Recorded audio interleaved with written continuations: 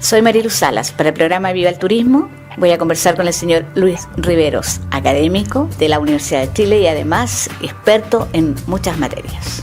Luis, muchas gracias por esta entrevista.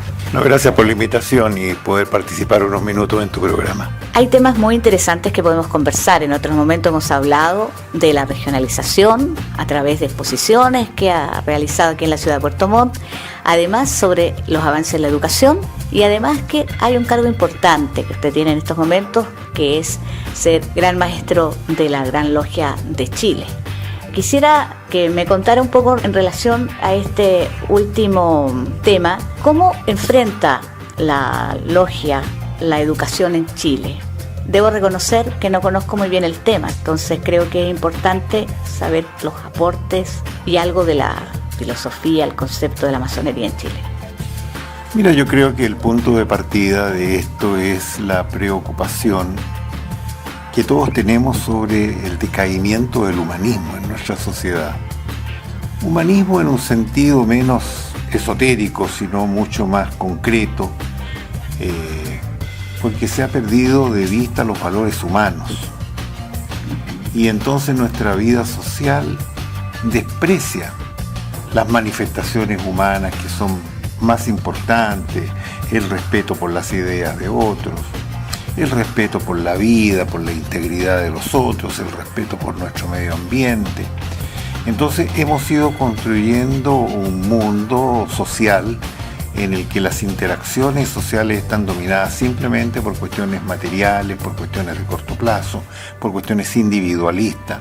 Y hemos perdido de vista esta necesidad de mantenernos como un género, que es el género humano, y que, como digo, requiere esto de tenernos un sistema de relaciones humanas que sea concordante con aquello otro que decimos en paralelo, que queremos ser una sociedad desarrollada, una sociedad con progreso, con bienestar.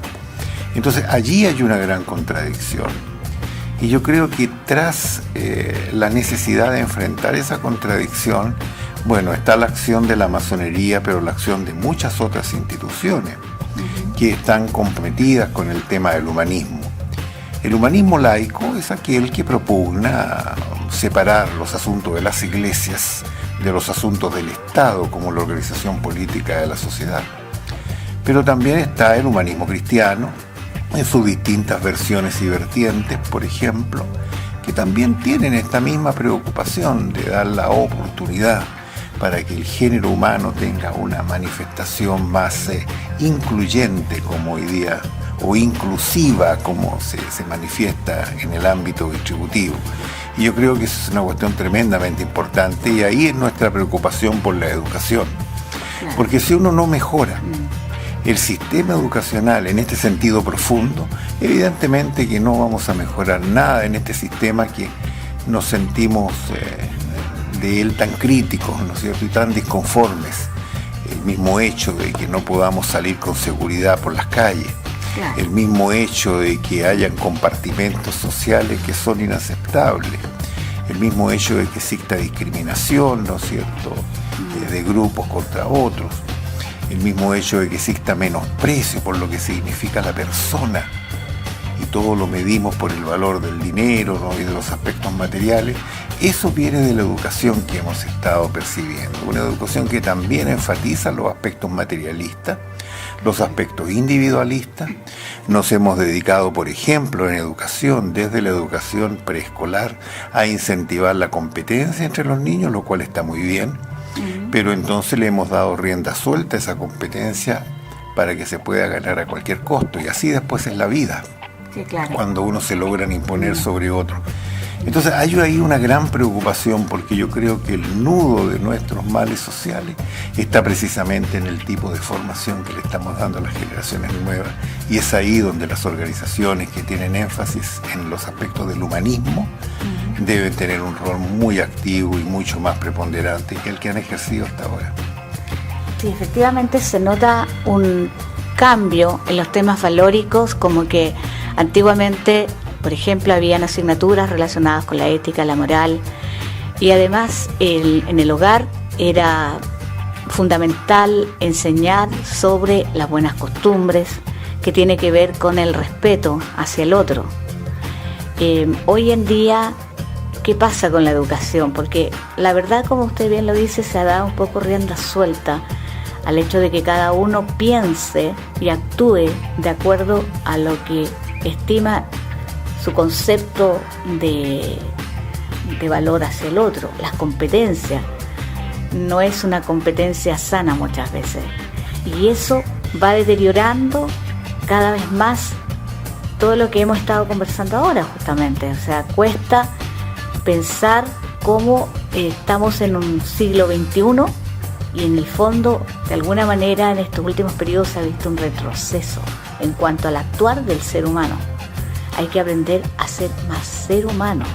Yo estoy de acuerdo con eso, efectivamente, porque veo cómo los valores para muchas personas como que no cuentan,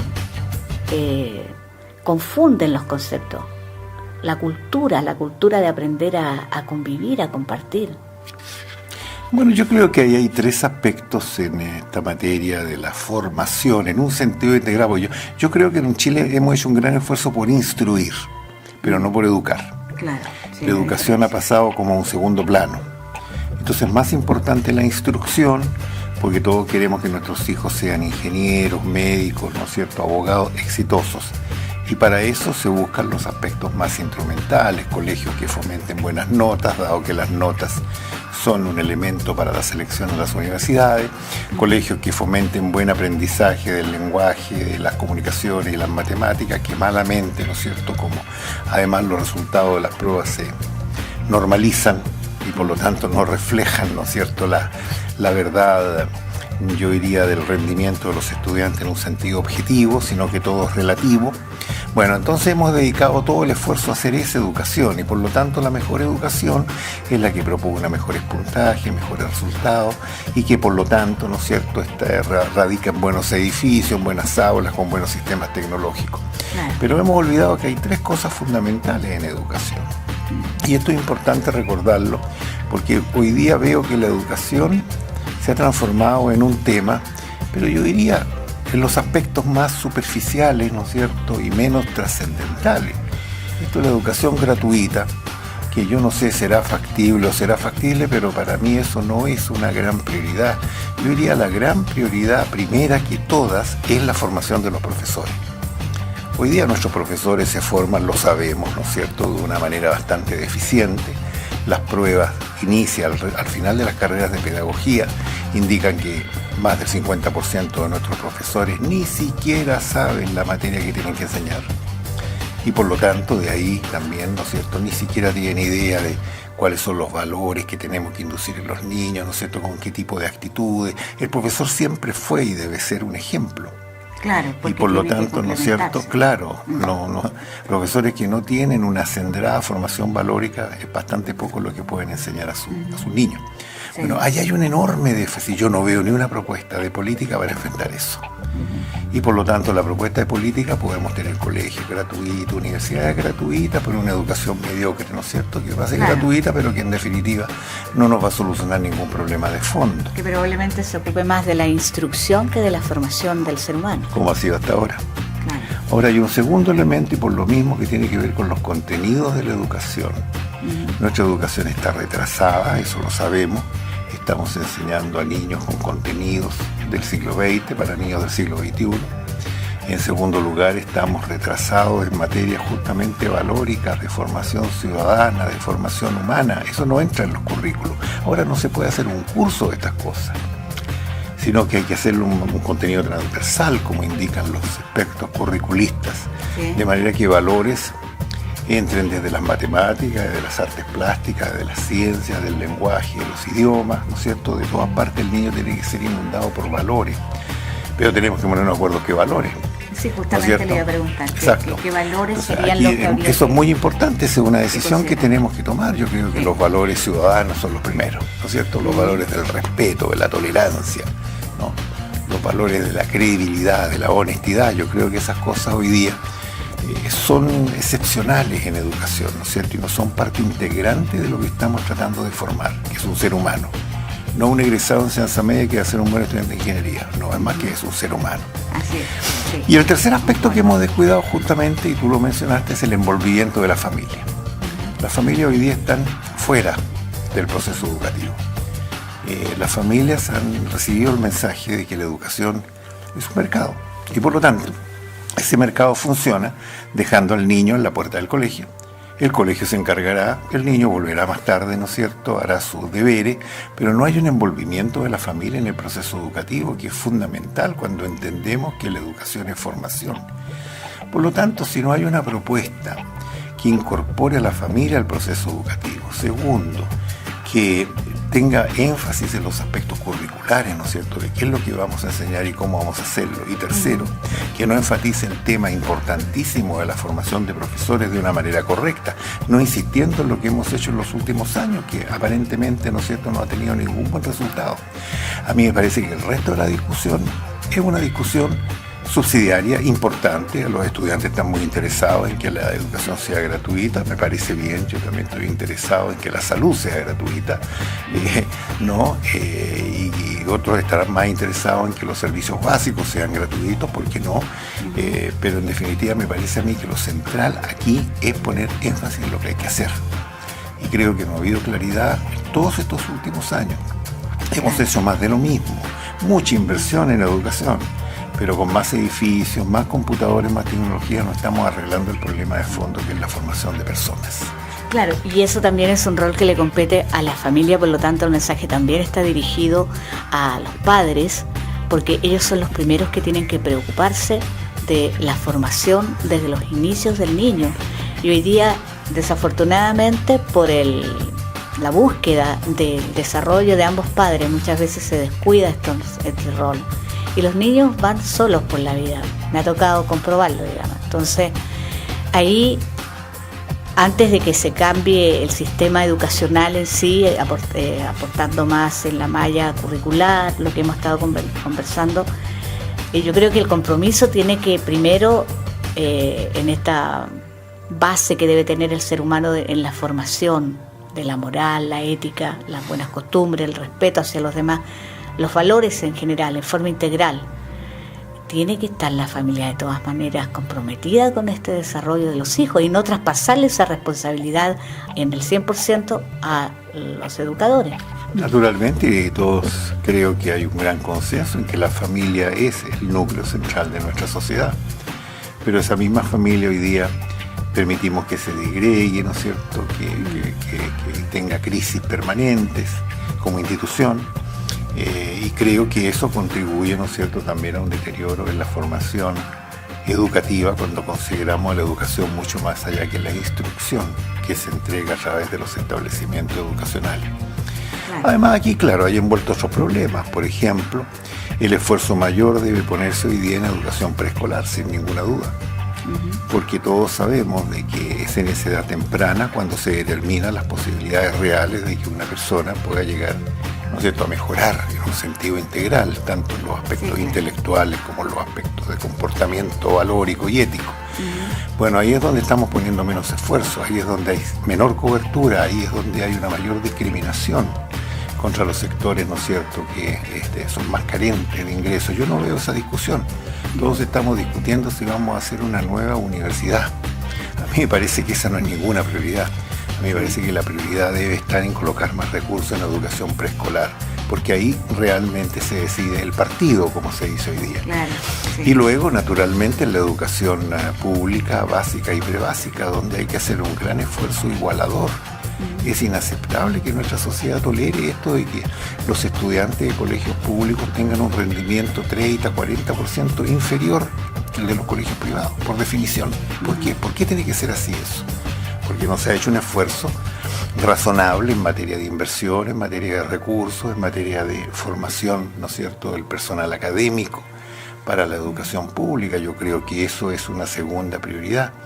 Y después habrán otras, naturalmente. Yo concedo de que la gratuidad de la educación universitaria es un tema. Yo no sé realmente cuánto uno puede invertir en ese tema. Eso cuesta 2 o 3 puntos del Producto Interno Bruto. Ahora, si uno piensa 2 o 3 puntos del Producto Interno Bruto, es algo que se necesita con mucha mayor urgencia, probablemente en otros ámbitos. Sin embargo, ya he establecido compromisos políticos. Hoy día es difícil decir no a una cosa, digamos, que en el fondo ya se ha comprometido en términos generales, pero que en realidad constituye un compromiso. Es un compromiso que esperamos que se cumpla, sí, es un compromiso. Pero el problema es el costo al cual se cumple. Y entonces se va a cumplir al costo de seguir dejando en un segundo plano la educación preescolar, en segundo plano también a la educación pública, básica y media, ¿no es cierto? Y por lo tanto eso va a pronosticar los mismos resultados, ¿no es cierto?, inequitativos que hemos visto hasta ahora. Naturalmente creo que eso es preocupante, pero aquí no se han establecido prioridades, ¿no? Todo es importante per se. Si yo dijese por ahora, por ejemplo, démosle tratamiento gratuito a todas las personas que tengan enfermedades, ¿no es cierto?, avanzadas. Bueno, eso naturalmente es aplaudible y naturalmente, ¿no es cierto?, también podemos poner los recursos para hacer eso. La pregunta es si eso es en un sentido de prioridad es lo más importante. O será más importante, ¿no es cierto?, la salud de los niños, o será más importante la educación preescolar, como he dicho. Entonces no veo esto que se discuta en términos relativos, ¿no? Y se establece un compromiso en un sentido absoluto.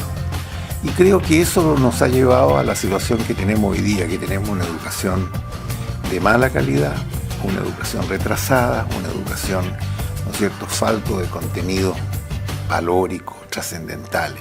El mismo comportamiento cívico de nuestros jóvenes, ¿no es cierto?, deja mucho que desear. La culpa no es de ellos, la culpa es de la educación que nuestra sociedad le está dando. Entonces creo que esos son señales de alerta que desgraciadamente en el mundo político no entran así, digamos, porque en el mundo político entran aquellas cosas que producen, ¿no es cierto?, mayor paz, estabilidad, ¿no es cierto?, política, estabilidad social, pero no necesariamente aquellas cosas que tienen más fruto en un sentido de largo plazo. Realmente es un tema para tratar durante muchas conversaciones, pero creo que hemos rescatado algo muy importante y vamos a tener presente siempre que como programa nosotros estamos entregando mensajes hacia la familia, el rol que le compete en todo el tema de la formación de las personas y dejar claro que un tema es la instrucción académica, la formación, y el otro tema es el ser un ser humano, aprender a serlo y desde los primeros años de vida, pues. Ahora esperamos que en los temas políticos se resuelvan muchas expectativas que tienen los jóvenes también en relación a obtener más gratuidad en cuanto a lo que genera más oportunidades para poder tener una carrera universitaria. Pero también, claro, en ese tema de las carreras universitarias y las carreras técnicas también existe una orientación de la importancia que tiene una u otra, digamos. No todo el mundo puede ser un profesional universitario de algunas carreras que pueden ser las carreras top que están en el país. Pero, ¿por qué digo esto? Porque también se necesitan profesionales técnicos que muchas veces son muy requeridos y pueden tener una buena situación económica, que es lo que se busca también, consolidar el sistema económico de la persona para hacer su vida bien. Sí, claro, yo creo que ahí hay definiciones que no están claras. Cuando decimos va a ser gratuita la educación superior, la pregunta es ¿toda la educación superior? O sea, estamos hablando de todos los centros de formación técnica, de todos los institutos profesionales, estamos hablando de las universidades. Entonces podrá decirse sí, podrá decirse no. Si se dice no, entonces diremos, bueno, solamente las universidades. La pregunta es por qué otros no. Luego todas las universidades, las privadas, las públicas, igual, en las mismas condiciones. Tampoco sabemos eso y eso hace una diferencia de varios miles de millones de dólares, ¿no? Tercero, ¿cualquier carrera o solamente aquellas carreras que tengan perspectiva ocupacional y que tengan una formación adecuada? Tampoco sabemos. ¿A cualquier costo? Recordemos que en medicina los aranceles van desde 3.500.000 pesos hasta 7 millones de pesos, ¿no es cierto? Vamos a financiar cualquier costo. ¿Y cuál va a ser la regla entonces? ¿Cuál costo es la regla? ¿No? El arancel de referencia que ha sido tan controvertido hoy día. Entonces yo siento de que no se han tomado prevenciones y se ha hecho un compromiso, ¿no es cierto?, así bastante en general. Yo recuerdo por último de que cuando la educación era gratuita, que no era tan gratuita porque había un costo, ¿no? El año 1941, por ejemplo, en la Universidad de Chile, un estudiante de ingeniería, un estudiante de derecho, pagaba el equivalente a lo que es hoy día 500.000 pesos al año. Bastante menos, ¿no es cierto?, de lo que se paga hoy día en derecho, en ingeniería, en cualquier carrera. Pero en fin, se pagaba eso. Pero el requisito para poder tener acceso a la ayuda, al respaldo del Estado, era que uno salía de la universidad y servía al Estado durante 3 años o 5 años. Claro. Entonces el médico salía y se tenía que ir a Coyhaique a ejercer, el profesor tenía que irse a Calama, o el otro tenía que irse a Ancud, ¿no es cierto? Y así logramos de alguna manera diseminar lo que se estaba recibiendo de parte del Estado a través del sistema universitario. ¿Y eso no ocurre hoy en día? No, porque ¿qué vamos a hacer con este joven al cual le vamos a financiar su carrera gratis? Al día siguiente va a salir a hacernos una boleta a todos nosotros para cobrarnos por su servicio. Claro. Entonces a mí me parece que esa no debe ser la regla. O sea, tiene que haber una regla de contrapartida social. Yo devuelvo lo que el Estado me da. Y a mí me parece que eso es una regla sana, una regla que algunos podrán no estar dispuestos a pagarla. Muy bien, me parece, ¿no es cierto? Pero junto con las otras decisiones, ¿no es cierto?, de cuál es el costo que se financia, en qué instituciones y qué tipo de carrera, a mí me parece que no se ha tomado ninguna decisión. Y el problema es que todos los estudiantes esperan que esto sea gratis para cualquiera en donde estén, ¿no es cierto?, a partir del 1 de abril, digamos, de alguna manera. Entonces siento, digamos, de que hay un gran afán por compromisos, ¿no?, que yo lo entiendo desde el punto de vista político. Pero también entiendo que esos compromisos tienen que tener algunas restricciones, algunas notas de alerta, algunos pies de página importantes. Y cuando esas no están, naturalmente que la lectura es así va a ser, porque ciertamente las lecturas más convenientes para los implicados, ¿no es cierto?, son las primeras que salen a colación, en este caso para los estudiantes, y que la educación va a ser gratuita. Pero como digo, hay una pregunta subsidiaria porque esto cuesta mucho. Y no es que yo esté diciendo que no sea importante, yo creo que es muy importante y yo creo que es muy conveniente. Pero hay que ponerle reglas claras, ¿no es cierto?, y que sean sostenibles en el tiempo, porque lo otro es que si esto no sea sostenible en el tiempo y que efectivamente si las reglas no están bien puestas, entonces tengamos un sistema más sobredimensionado del que tenemos actualmente y no estemos titulando 1.200 periodistas al año, sino que 2.700 periodistas al año. Entonces la pregunta es, ¿con qué responsabilidad social estamos haciendo un diseño de política universitaria? Claro, porque una cosa es tener la oferta en las universidades para las carreras, pero lo otro es la demanda ocupacional, o sea, va a ser posible que tanta cantidad de profesionales en una determinada carrera tenga un trabajo seguro en lo que estudió, porque eso en el momento todavía es un tema. Mira, un trabajo seguro es bien difícil que yo le pueda garantizar a nadie, ¿no? Y yo también entiendo, hay mucha gente que sale de periodismo, por ejemplo, y se transforman en empresarios, ¿no es cierto?, en mini empresas, ¿cómo se llaman hoy día, no es cierto?, esto, iniciativas, emprendimiento, claro, exactamente.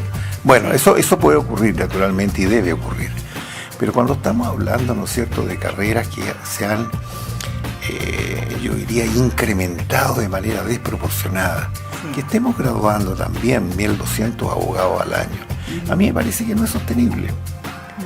Y lo que yo veo son muchos jóvenes abogados que están haciendo cualquier cosa con un título debajo del brazo. Entonces a mí me parece que eso es inconveniente. Yo tampoco creo en la planificación. O sea, yo no creo que haya una oficina en algún ministerio que diga, mire, se van a poder formar solamente 582 abogados, porque eso tampoco existe. Porque además también estaría cortándole la posibilidad a una persona que tiene el derecho a querer estudiar una carrera, digamos, y que no... hacer lo que quiera con su vida, pero hay que darle más información. Exacto. Ese es el punto. Yo creo que hoy día muchos jóvenes que entran a estudiar carrera no tienen la información sobre lo que efectivamente significa estudiar y eventualmente titularse en esa carrera. Ahora tocamos un tema también relacionado con la educación, por supuesto, el emprendimiento, que el emprendimiento en cierta medida se ha fomentado muchísimo en los últimos años, emprender, innovar, crear una empresa propia en cualquiera de las carreras que hemos mencionado. Eso también, ¿cómo lo ve usted? Porque son las tendencias de los nuevos tiempos, o sea, hablábamos de la oferta que puede tener un profesional, de repente es escasa si salen muchos titulados, pero también la posibilidad está en emprender, digamos, esas son las nuevas tendencias actuales. ¿Cómo lo ve usted? No, sin ninguna duda, pero yo siento de que nuestras carreras y nuestro sistema universitario hoy día no está formando innovadores ni emprendedores. Ya. Están formando personas que van a hacer más de lo mismo, en la cualquiera sea la línea profesional. Son pocas las instituciones que fomentan esto, ¿no es cierto? Que ponen el énfasis en la formación disciplinaria y que al mismo tiempo le enseñan a las personas, ¿no es cierto?, cuáles son las posibilidades de hacer sus propios negocios, de convertirse en su propio jefe, de tener ideas innovadoras, ¿no es cierto?, de aprender un poquito de aquello que nunca uno aprende en la universidad, de cómo funciona de verdad el sistema. Porque cuando uno quiere ser un emprendedor, entonces tiene que tener iniciación de actividades, tiene que ir a impuestos internos, tiene que ir a la municipalidad, tiene que obtener permisos y patentes de todas cosas, ¿no es cierto? Bueno, en la universidad hoy día no estamos enseñando en general ese tipo de cosas. Yo creo que eso es factible, pero también es cierto de que, bueno, si estamos formando 1.200 periodistas al año, yo no creo que tengamos tampoco oportunidad para tener 1.200 emprendedores con 1.200 emprendimientos, porque me parece a mí, digamos, de que eso es lo que se ha puesto un poquito por fuera del sistema, ¿eh? No se le han puesto exigencias en el fondo para poder tener una forma realista de enfrentar la formación de su egresado. Por ejemplo, las universidades tienen que saber cuáles son las perspectivas ocupacionales de sus egresados. Y eso se les informa cuando, por ejemplo, hacen estas campañas para que los niños postulen una vez que dan la PSU, o sea, tendrán la oportunidad de ver una estadística, cuáles son las posibilidades que tiene, pero como hay tantas universidades en estos momentos, la verdad que yo pienso que a lo mejor es difícil porque cada universidad quiere captar a su estudiante para poder mantenerse con la mayor cantidad de alumnos posible. ¿Es eso? No, yo creo que tenemos la información por supuesto debe ser más abundante, pero tenemos sobre todo que enseñarle a nuestros jóvenes que hay que buscar para poder tomar decisiones. Nuestros jóvenes eligen a ciegas. Yo lo he visto muchas veces, miles de veces en el sistema universitario. Los jóvenes estudian esto porque mi papá me dijo, porque tengo un tío que me dijo, porque mi polola está en esa carrera, porque tengo un amigo que vive cerca de la universidad en la que yo voy a estudiar. O sea, una serie de cuestiones que son absolutamente subsidiarias. Manejo de la información, poca. Y hoy entonces el estudiante tendría que tener la base en dos partes, digamos, tanto en el hogar, en el cual empieza a manifestar sus deseos, su talento, que debiera ser apoyado por la familia, por los padres, por el entorno cercano.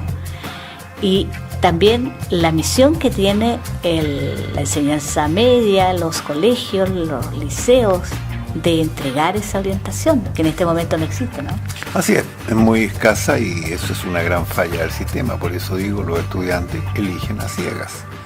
Y por lo tanto tenemos un sistema que funciona de una manera bastante, yo diría, desproporcionada, inadecuada en muchos sentidos. Naturalmente, si estamos hablando de las principales universidades del sistema, eso no es un gran tema. Un abogado de la Universidad de Chile va a ser siempre un abogado de la Universidad de Chile y va a ser difícil que no tenga empleo, digamos, formal, ¿no es cierto?, estable y todo lo demás. Pero cuando hablamos de abogados de otras instituciones, ¿no es cierto?, claro, ahí está el problema de cómo se ponderan las distintas circunstancias que el mercado evalúa para que una persona tenga o no éxito. Y entonces ahí donde los estudiantes, los jóvenes, las familias tienen que aprender a tomar decisiones. Y por lo tanto requerir información que hoy día no está totalmente disponible, pero a mí me gustaría saber cuáles son las probabilidades de empleo de un egresado de una determinada institución y con qué perspectiva de salario aquellos de la determinada institución. Claro. Porque eso también tiene mucho que ver con este asunto. Pero sobre todo, y en un sentido más profundo, yo diría cuál es el énfasis formativo de las distintas instituciones. Se puede enseñar derecho de muchas maneras, o economía de muchas maneras, o ingeniería de muchas maneras. Y si queremos efectivamente mejorar, ¿no es cierto?, nuestro sistema educacional, queremos mejorar nuestra sociedad por la vía de incorporar mejor capital humano, entonces yo creo que las familias deberían buscar también información respecto a aquello que las instituciones se entregan más allá del currículum formativo propiamente tal.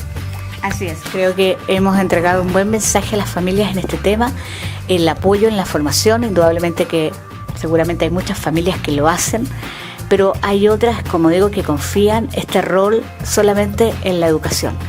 Tiene que ser algo absolutamente entre las dos partes. Así que vamos a seguir nosotros insistiendo como programa en apoyar todo este tema valórico, porque eso es parte de los valores. El también, nosotros vemos mucho, como cubrimos temas culturales, artísticos, nos ha tocado conversar con jóvenes que son talentos, que han descubierto sus talentos en la música, por ejemplo, que es donde se nota. Y muchas veces algunos son apoyados por el entorno, salen adelante, logran una carrera que no es una carrera tan tradicional, estudiar música, interpretación superior, pero hay otros que se lamentan de que nunca son incentivados por su grupo, y eso es tan importante. Por eso es que lo que hemos conversado realmente deja a la meditación, a la reflexión, cómo tienen que actuar ambas partes. ¿Sí? ¿Le parece que quiere agregar algo más sobre este tema, Luis?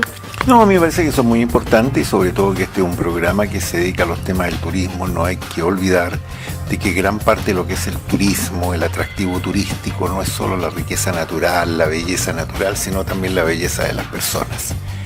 Y yo creo que desde ese punto de vista nuestro país, que ofrece tanta belleza natural, no ofrece la misma belleza humana. Y creo que eso hay que mejorarlo, porque eso nos convertirá en un país atractivo, efectivamente, ¿no es cierto?, en un sentido integral. Claro que sí, porque, claro, nosotros hemos visto el tema, por ejemplo, de los emprendedores. Nosotros hablamos mucho sobre ese concepto, hemos trabajado con emprendedores de la región de los lagos, donde sin mayor instrucción, muchos de ellos trabajan con el corazón. Entonces ahí la importancia que tiene también el emprendimiento, que está muy relacionado cómo es la persona en sí, cómo se va desarrollando. Una persona, por ejemplo, a lo mejor no tiene idea de cómo actuar aprendiendo algo académico, pero sí lo tiene como sentido común. Entonces eso nos ha tocado darnos cuenta. Por eso que a mí me gusta mucho el tema del emprendimiento, porque creo que ahí es donde se descubre el ser humano y es donde uno puede apoyar muchísimo todo este tema de la transparencia, la forma de ser, la forma de actuar. Todo lo que nosotros hablamos que se necesita en el turismo justamente tiene que ver con aprender a conocerse a sí mismo y saber que uno tiene que enfrentarse a sus propias competencias y no competir con el otro negativamente. No sé, esa es mi opinión. ¿Qué opina usted al respecto? No, por supuesto, ahí no hay que olvidar de que el emprendimiento se forma. Por lo tanto requiere un proceso de desarrollo, y eso naturalmente tiene que ver con muchas competencias, con muchas habilidades innatas y aquellas que son esencialmente producto de una formación. Por eso creo yo que es tan importante, digamos, que en el sistema de educación superior el emprendimiento se convierta en un enfoque que efectivamente, digamos, permita expandir de manera sólida la educación superior. Yo veo nuestra educación superior que se ha expandido de manera muy superficial, si quieren, ¿no? Porque hay un gran aumento en la cobertura, un gran aumento en la cantidad de egresados y matrículas y todo esto, pero en definitiva no ha significado un aumento significativo en la calidad formativa de lo que estamos haciendo. Y eso no es porque nuestros ingenieros sepan menos cálculo o nuestros abogados sepan menos derecho civil, es esencialmente porque hoy día estamos en una sociedad distinta que requiere personas con capacidad de innovar y emprender, y eso creo que es la gran falla que hoy día tenemos en el sistema. Claro, pero esa capacidad también nace del ser humano, de la creación de ideas, el tener claro el concepto de innovar, agregar ese valor tan especial que es justamente lo que identifica a cada ser humano. ¿Así es? Así es, y eso se incentiva desde niño, por eso decía yo, la educación preescolar es tan importante. Pero desgraciadamente en nuestra educación en general castigamos la innovación, porque si el niño hace cosas que se apartan del modus operandi, de la manera normal, de la manera aceptada o estandarizada hacer las cosas, entonces eso es penalizado. Y yo creo que por el contrario, nuestra educación tiene que tener un incentivo a que los niños tengan imaginación, puedan hacer cosas distintas, puedan emprender de manera distinta y puedan innovar. Ahora, si no tenemos profesores que vean al mundo de esta manera, por supuesto de que el sistema no va a cambiar. Y por eso decía yo, digamos, de que la necesidad de formar profesores que no solo que sepan química, los profesores de química, digo, sino que también sepan incentivar la imaginación de los niños para que puedan innovar en cosas, a mí me parece que eso es fundamental. Si no logramos eso, por cierto, que vamos a seguir con una educación repetitiva y fundamentalmente instructiva. Interesante lo que hemos conversado en relación a la educación, sobre todo en los temas valóricos. Luis ha estado presente en la celebración de los 161 años de Puerto Montt, capital de la región de los lagos. Invitado especial, y de verdad quisiera conocer su opinión y que nos entregara un mensaje que es muy importante, ya que usted tiene amplios conocimientos, tanto en la parte académica. Recordemos que ha sido rector de la Universidad de Chile en 2 periodos y además ahora ostenta un cargo importantísimo también, lo que mencionábamos, como gran maestro de la Gran Logia de Chile. ¿Y qué le parece Puerto Montt? ¿Cómo encuentra la ciudad capital de esta linda región de los lagos en 161 años? Que no es tanto, pero ¿cuáles las proyecciones que usted ve? ¿Cuál es su mensaje? Bueno, yo siempre he visto a Puerto Montt como una ciudad de enorme potencial de crecimiento, desarrollo. Y creo no aventurar mucho si digo que este debe ser efectivamente, digamos, está convirtiéndose en el polo económico, ¿no es cierto?, de todo el sur de Chile, por el tipo de industrias que radican aquí. Y eso se manifiesta en el crecimiento de la ciudad, en la urbanización y en la inversión. La tasa de inversión en esta ciudad es importante y va a seguir siendo importante, yo creo, porque claro, aquí están las oportunidades, aquí hay grandes oportunidades para industrias nuevas, ¿no es cierto?, como el turismo, que es ciertamente uno de los potenciales, pero también está la pesca, está el sector forestal, está el sector, ¿no es cierto?, de la mediana y pequeña empresa metalúrgica.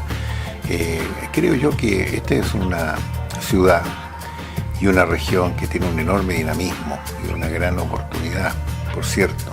Así lo prueba el crecimiento que ha experimentado Puerto Montt. Lo preocupante es que Puerto Montt tiene que manejar mejor su crecimiento. En gran medida el crecimiento siempre causa problemas, ¿no? No hay ningún crecimiento que haya sido pacífico y estable. Causa inestabilidades, causa problemas, y aquí se manifiestan, ¿no es cierto?, en las congestiones viales, ¿no es cierto?, se manifiesta en el desorden de la planificación urbana, que tiene que ir cambiando a medida que también se van modificando las perspectivas y las necesidades, ¿no es cierto?, de los distintos sectores, productivos especialmente.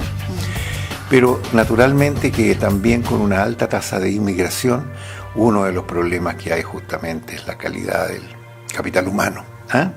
Sí. Y eso creo, digamos, de que es preocupante. Y yo creo que eso amerita naturalmente algunas políticas que incentivan justamente, ¿no es cierto?, el enfrentar este problema de una manera proactiva, formar y desarrollar capital humano para el crecimiento de Puerto Montt. Creo que eso es una gran cosa, una gran iniciativa que debe, por cierto, radicar primero que nada en la Intendencia y segundo en las municipalidades, especialmente en la Municipalidad de Puerto Montt. Porque yo creo de que aquí no se trata de frenar el crecimiento para que todo esté más estable y más tranquilo. Se trata de hacer más crecimiento, pero de enfrentar los problemas que eso trae en términos, digamos, de inestabilidad y desequilibrio. Muy bien, pues hemos tenido una interesante entrevista, una conversación cordial y cálida con el señor Luis Riveros, y nosotros agradecemos como programa, como Viva el Turismo, ha sido un tremendo aporte para nuestros auditores. Y cordialmente invitado, pues, para conversar en otra oportunidad, Luis. Muchas gracias. Gracias por la invitación y un saludo afectuoso a todos tus auditores. Gracias.